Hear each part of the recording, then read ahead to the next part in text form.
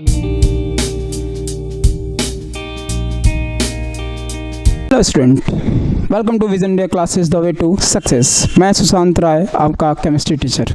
चलिए, I hope so कि last lecture आपको बिल्कुल पसंद आई होगी, इंट्रो वीडियो आपने देखा होगा, और फिर उसी जोश के साथ हम लोग चलेंगे अपने अगले लेक्चर की तरफ। चलेंगे कि नहीं बोलो बेटा?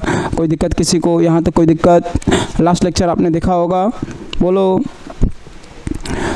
तो हमने देखा था कल, जैसे आपने सीरियल वगैरह देखते हैं ना, तो उसमें क्या करता है कि जब अगला एपिसोड आता है तो उससे पहले बताया जाता है कि हमने अब तक हमने देखा क्या क्या हुआ था। तो इसे रिकैप हमने क्या किया था, रिकैप कर लेते हैं। केमिकल रिएक्शन हमने देखा था। केमिकल रिएक्शन होता क्या है, केमिकल रिएक्शन हमारा होता क्या है, कैसे पहचानेंगे हमारा सब कुछ, हमने वो देखा था। फिर जैसे आगे मैंने बढ़ा था, कहा था कि देखिए, पुराने रिश्ते जब तक टूटेंगे नहीं, नए रिश्ते बनेंगे नहीं। अकॉर्डिंग टू केमिस्ट्री मैंने देखिए, जैसा अभी भी वही है, जैसे मैंने आपको यहाँ समझाया था एक चीज़ कि बड़े अच्छे ढंग से आपको समझाया था कि बेटा यहाँ पे जो आप रिएक्शन चल रही है, जहाँ पे सोडियम और हाइड्रोजन यानी HCl और Cl है। सोडियम जब यहाँ ये सोच रहा था कि यार क्लोरीन के साथ मैं स्टेबल हूँ, और उसका सोचना भी जायज़ था कि नहीं वो स्टेबल है, पर ये केमिस्ट्री कहते हैं कि अगर केमिकल रिएक्शन कराना है तो इन दोनों के बीच का बॉन्ड क्या करना होगा, तोड़ना होगा। ठीक है, बीच में कॉल है यार। हाँ चलो, तो यहाँ पे सोडियम क्या करेगा, OH के साथ जो बॉन्ड होगा वो तोड़ेगा। हाइड्रोजन यहाँ किसके साथ तोड़ेगा, क्लोरीन के साथ तोड़ेगा। तो कहते हैं ना, ज़िंदगी बड़ी अजीब चीज़ है। यहाँ क्लोरीन पता है क्या सोच रहा होगा? क्लोरीन की अगर मैं बात सुनूँ तो क्लोरीन सोच रहा होगा, सोडियम सोच रहा होगा क्लोरीन को लेके कि इतना करीब हो गया था वो।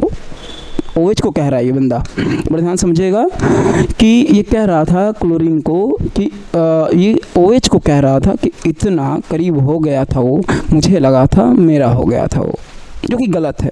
यही कहानी इनके साथ थी कि इनको भी लगा था कि इतना करीब हो गया था वो, चार्ज डिस्चार्ज कर दिया। सोचो, कहा कि मैं अब तुम्हारे साथ रहूँगा, वही कहा कि इतना करीब हो गया था वो, मुझे लगा मेरा हो गया था वो।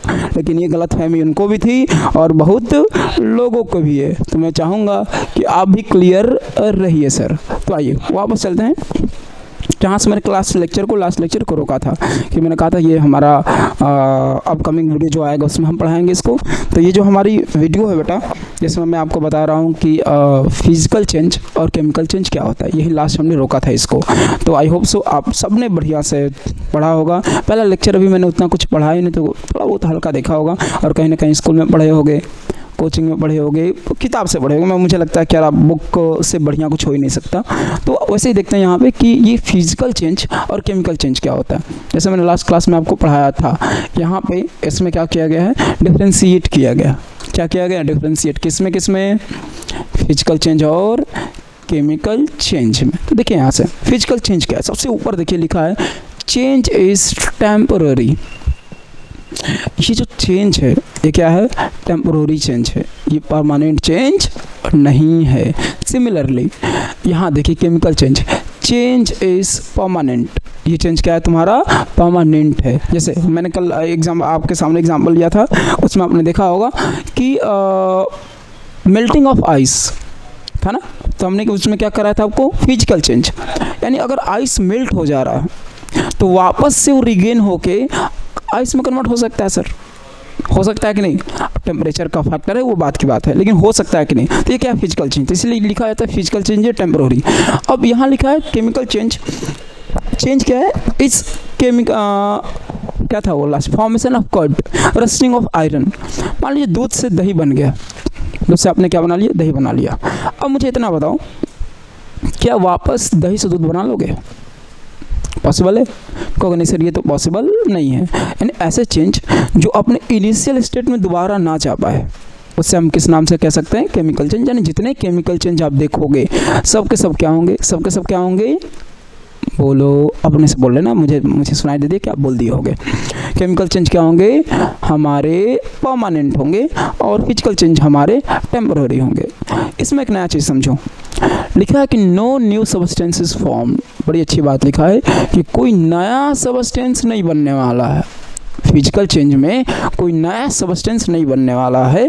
लेकिन अगर वहीं बात करूं तो यहाँ समझिएगा केमिकल चेंज में एक नए सब्सटेंस की फॉर्मेशन होनी मस्ट है।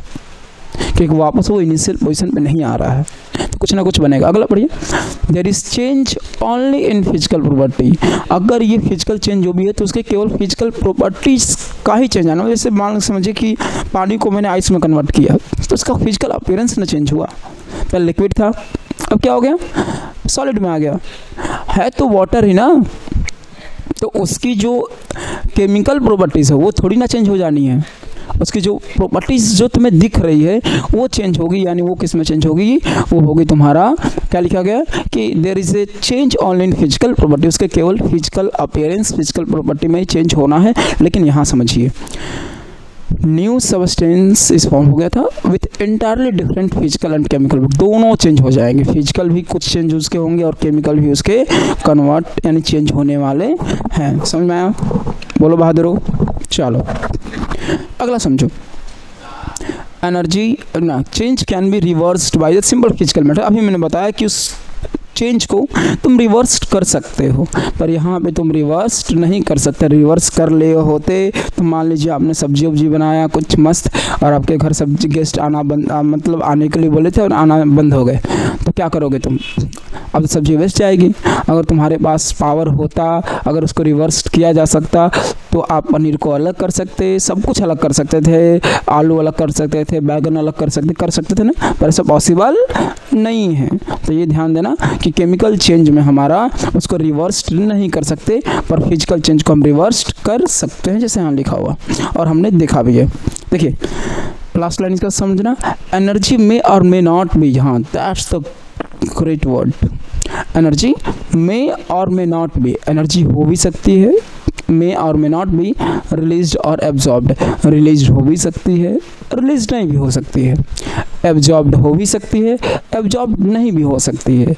ये कहाँ है फिजिकल, ये खुद कंफ्यूज है, हो भी सकता है नहीं भी हो सकता है, हो भी सकता है नहीं भी हो सकता है। पर हमारा केमिकल चेंज क्या कहता है, केमिकल चेंज कह रहा है कि देखिए भैया एनर्जी इज रिलीज्ड और एब्जॉर्ब्ड कंफर्म होगा, कुछ ना कुछ तो होने वाला है, कुछ ना कुछ तो होने वाला है। अब ये समझ जाइए आप, या तो आप एनर्जी रिलीज होगी या तो एनर्जी एब्जॉर्ब्ड होगी।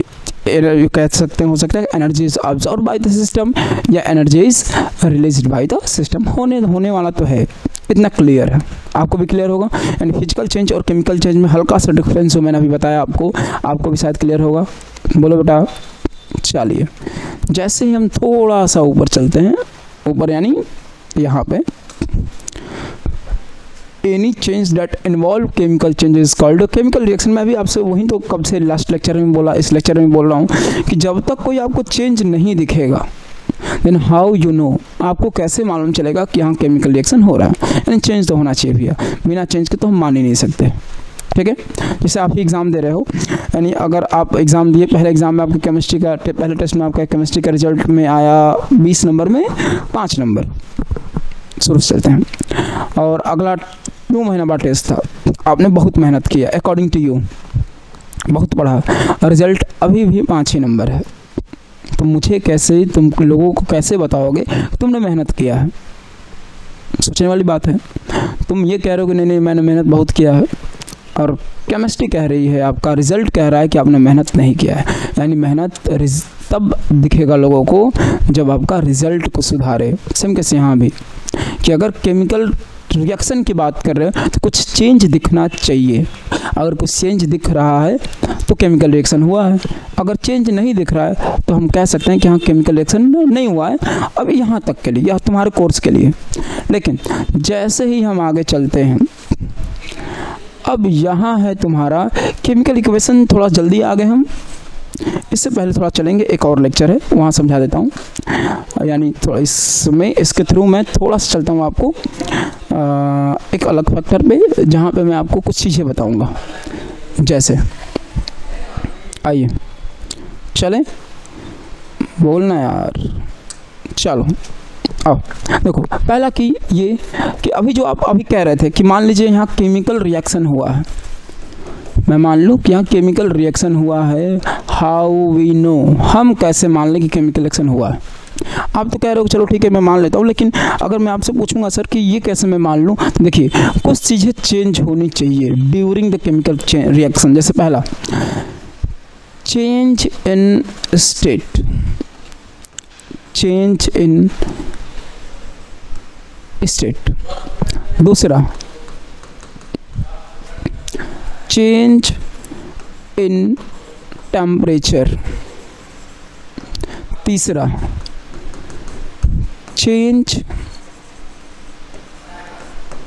इन state, change in temperature, change in colour. चौथा, formation of precipitate, formation of precipitate. ये चार चीज़ें, change in temperature, change in colour, change in state and formation of precipitate, ये चार चीज़ें जो आपको मैंने यहाँ लिखा हुआ है, ये आपको अगर होता हुआ कहीं दिख रहा है, एक चीज़ और है, सॉरी, पांचवा, evolution of gas.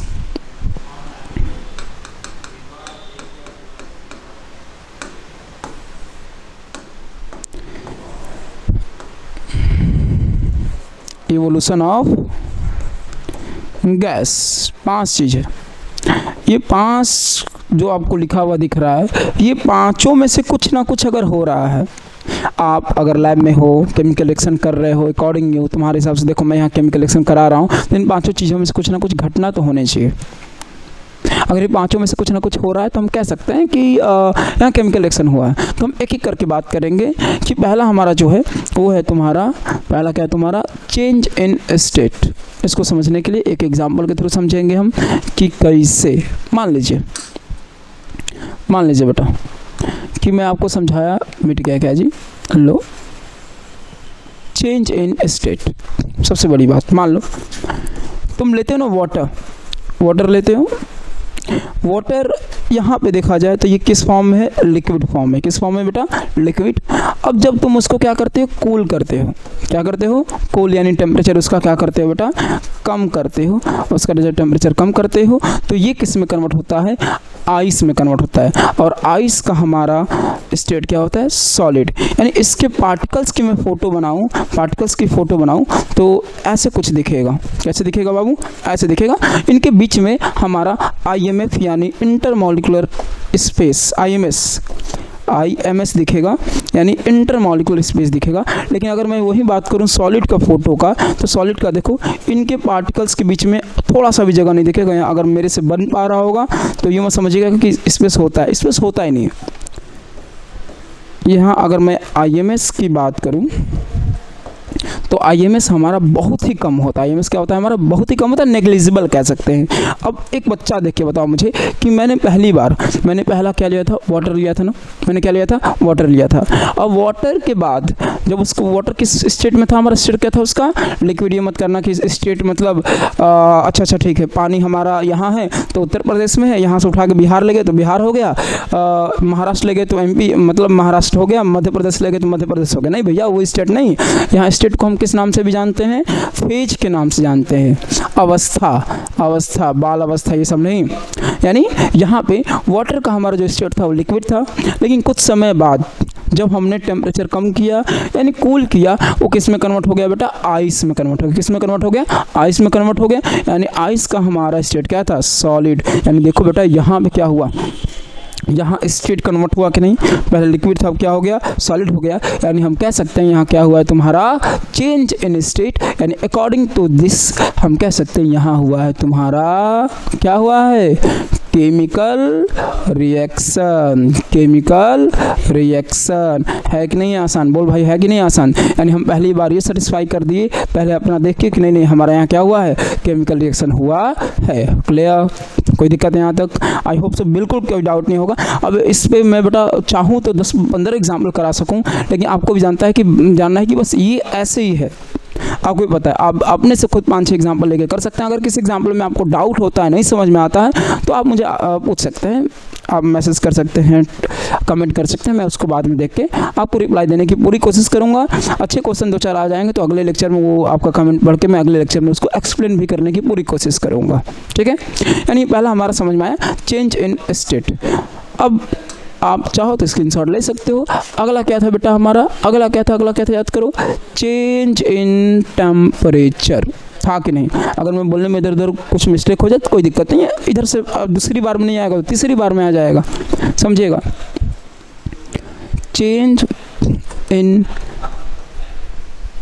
Temperature, temp लिखा हूँ तो इसका मतलब मैं समझ रहा, टेम्पो वम्पो कुछ लिखा हूँ मैं, टेम्परेचर ही है, डॉट लिखा हूँ तो समझ जाना।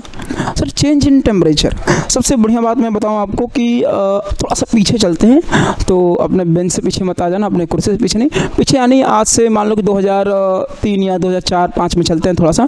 तो आज ना लोगों के पास इतना मतलब कह सकते हैं आधुनिक लोग हो गए हैं, पैसा हो गया है कि एशियन पेंट, ये पेंट वो पेंट कराते हैं अच्छे। मतलब मान लीजिए कि हमारे यहाँ पहले क्या होता था, हम लोग जब अगर 2004-05 में चलो, उससे भी पहले चलो, तो लोग पहले तो अपने घर की पेंटिंग जब कराते थे तो कुछ घर में कार्यक्रम होता था तभी कराया जाता था। ऐसा तो नहीं है कि चलो करा दी, जैसे दिवाली वाली आ गई तो दिवाली पे लोग करा लेते थे, या घर में किसी की शादी होती है तब करा लिया जाता था। तो उस समय लोग क्या करते थे, लोगों के पास उतना वो था नहीं कि एशियन पेंट, उतना लोग जानते भी नहीं थे, या कह सकते हैं कि कॉस्टली थे उस समय। तो हम बड़ा एक अच्छा चीज़ का यूज करते थे, चूना। सुना होगा सबने कि हम किसका यूज करते थे, चूना का यूज करते थे। और चूना से हम क्या करते थे, घर की पुताई करवाते थे। वाइट वाइट होता था, पूरा घर एकदम चमकने लगता था, यानी लगता था कि हाँ घर में शादी विवाह का माहौल चल रहा है। यानी जो चूना होता था, अगर छोटे तुम समय में होगे तो एक चीज़ देखे होगे कि जो मजदूर होते थे, यानी जो काम करते थे, जो पेंटिंग का काम, पेंटर कह सकते थे, वो पेंटर जब एक बाल्टी लाते थे, मान लो बाल्टी में कहा कि तुम्हारा किसी का भी हो, जो भी सबस्टेंस का यूज करो, स्टील मान लो, आयरन मान लो, एजोविस, उसमें उन्होंने क्या डाला बेटा, चूना डाला। और चूना को हम इंग्लिश में केमिस्ट्री की लैंग्वेज में क्या कहते हैं, calcium oxide. Calcium oxide formula क्या होता है बाबू, CaO। एक और नाम जानते हैं चूना को, क्विक लाइम। क्विक लाइम, ये है हमारा कैल्शियम ऑक्साइड। अब बड़े ध्यान समझो एक बात कि उन्होंने क्या किया, एक बाल्टी लिया, बाल्टी में उन्होंने क्विक लाइम डाला, यानी कैल्शियम ऑक्साइड डाला, ठीक है। अब उस समय अगर तुम होते, मैं जब देखता था तो उस समय तुम जाओ और बाल्टी का जो सरफेस, बाहरी सरफेस, उसे टच कर लो एक बार। जब ये क्विक लाइम डाला हो तो टच करके चेक करो कि एज्यूम करो, मान लो मैंने जब टेस्ट किया तो मुझे लगा कि यहाँ अभी जो टेम्परेचर है वो है तुम्हारा 26 डिग्री सेल्सियस। मैंने एज्यूम किया, उस समय मैंने देखने के बाद, हो सकता है आप थर्मामीटर यूज करोगे तो टेम्परेचर उसका थोड़ी बहुत वेरी करेगा, जो भी हो। मैंने माना कि 25 डिग्री 26 डिग्री सेल्सियस है। अब उसके बाद उन्होंने क्या किया, उन्होंने उस बाल्टी में उन्होंने वाटर डाला। क्या डाला, पानी डाला। इस बाल्टी में क्या डाला, पानी डाला। और पानी जैसे डाला, कुछ देर बाद, पानी डालने के बाद जब मैंने वहाँ पे अपना उसके आउटर सरफेस पे हाथ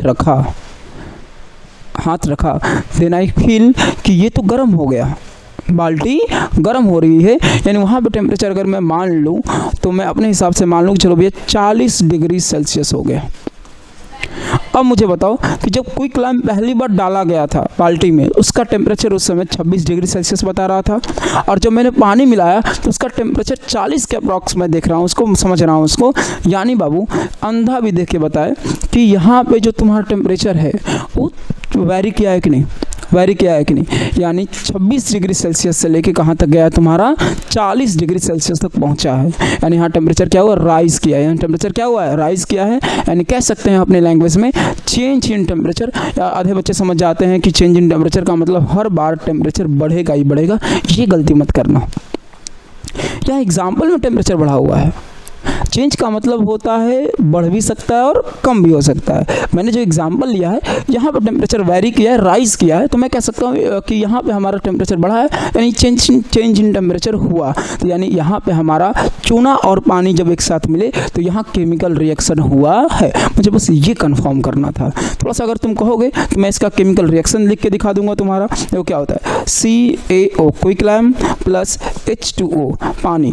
जैसे तुम डालते हो ये बनाता है तुम्हारा CaOH का होल ट्वाइस और a amount of heat is released.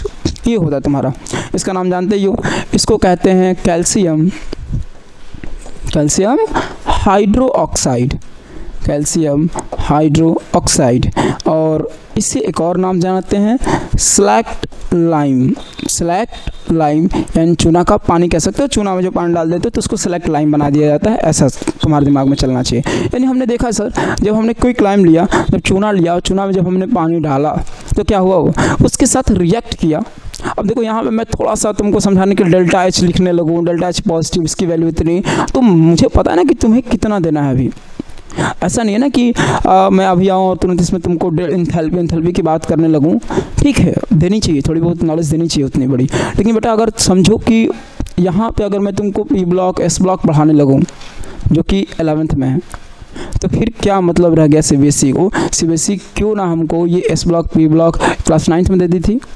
वो कुछ सोच समझ के देता है ना, हमें चलना है, एडवांस चलना है, लेकिन धीरे धीरे। एडवांस का मतलब क्या होता है, पहले अपना मेन को तो पढ़ लो, मेन पढ़ने के बाद हम क्या पढ़ते हैं, थोड़ा थोड़ा एडवांस। तो मैं भी चलूँगा, डोंट वरी, लेकिन हम ये समझते हुए चलेंगे कि मैं जो यहाँ पढ़ा रहा हूँ आपके पास वो पहुँच रहा है कि नहीं, एक एक बच्चा उसको समझ पा रहा है कि नहीं। अगर एक एक बच्चा उसको समझ पा रहा है, उसको हर चीज़ समझ में आ रहा है, तो मेरा काम हो गया। और एडवांस की जहाँ तक बात है, अपन चलेगा, कोई सोचने समझे कि परेशान होने की बात है ही नहीं उसमें।